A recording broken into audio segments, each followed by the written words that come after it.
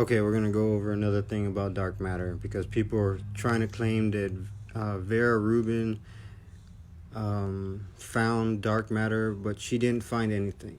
And I'm gonna explain to you her whole theory.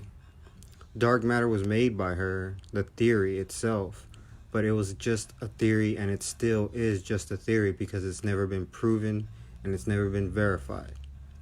Okay? Now, from her understanding, there was a black hole at the center of the galaxy, right? And they claimed that everything was falling into this black hole. Everything is like a whirlpool. And they claimed that that's why the galaxy has arms, and that's why the galaxy has its structure. They claim that this is a whirlpool, and that the galaxy is centered by a supermassive black hole, which causes gravity that you can't escape from. Not even light can escape from this. This is their claim, okay? That is, and according to this theory, people used to say that the matter on the outside of the galaxy should be moving slower than the matter on the inside of the galaxy. Because according to Einstein's theory of black holes, matter at the event horizon, which would be an area around the black hole, would be accelerated to the speed of light and basically be annihilated or seared or whatever as it falls into the black hole. The black hole itself would be black because light will be going into it from the event horizon, okay? The event horizon itself would glow, and that's what people try to call Hawking radiation or whatever, from the evaporation of matter or whatever they try to claim. All a bunch of nonsense, because Vera Rubin proved that the speed of the galaxy on the outside was the same as the speed of the galaxy on the inside, closest to what they thought was the event horizon, which isn't even real because black holes aren't real. Okay? So this whole thing is like a disk, and it all rotates at one single kind of speed, you know? It's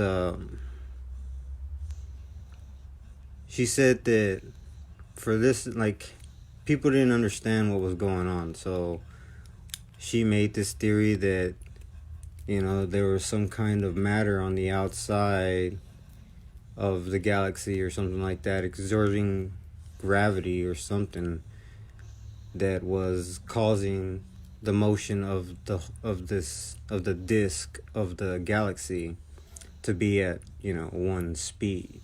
And they called this, like, okay, let's back up a little bit. She said that because of the speed of the outside of the galaxy, that technically the arms should be flinging apart, like that the galaxy shouldn't stay together. And so she claimed that there had to be some kind of invisible mass exerting gravity on the galaxy itself. So there would be something invisible, which she said was pushing on the galaxy to keep the arms intact, to keep everything in structure. And the only way that you can see this so-called mass was through gravity. All right? And I'm sorry to break it to you, but gravity has nothing to do with why the galaxy is together.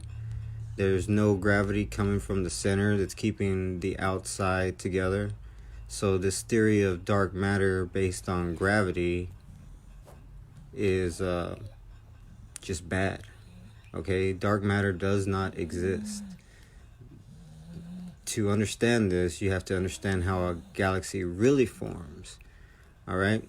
So first we start off with what's called, you know, a stabilized pulsar. now, or a neutron star. Basically, it's like a super strong star. I mean, you can't match the strength of this, all right? And usually these start pushing out matter from solar winds in all directions. Okay?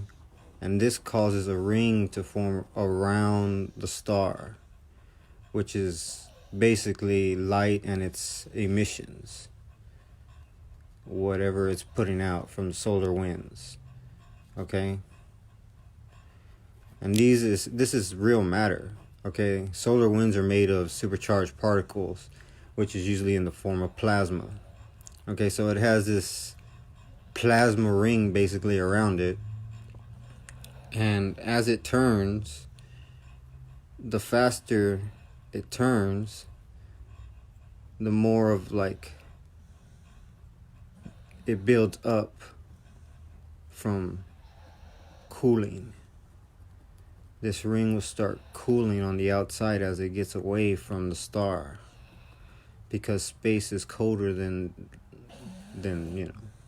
space is just cold. Just put it that way. And as it starts spinning, it'll start wrapping super fast, right? And then these arms will start forming from the spinning of this structure. And then they lift off, they push off from the ring.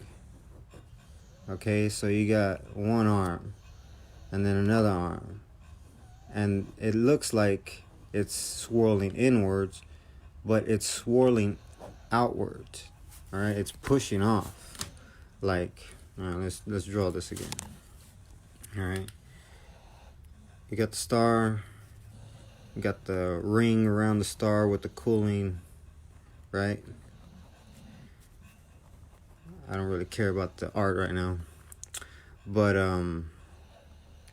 as this star is spinning on its axis, right? Because you got your emissions and your jets, you got your poles coming from the pulsar, and basically the quasar turns into a galaxy because this matter can't stay clumped together. It can't stay in there, so it just starts moving away from the center.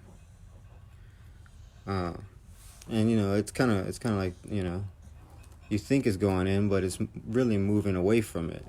This is moving away, that's moving away, that's moving away, that's moving away. Okay? And that's how a galaxy starts forming. And the older it gets, the bigger it gets, the more arms it will get.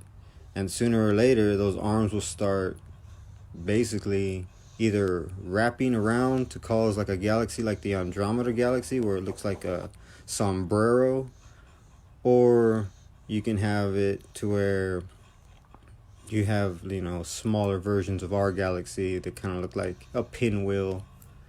And galaxies never merge. They're their own little thing. They're like a flower. It's like a damn flower, okay?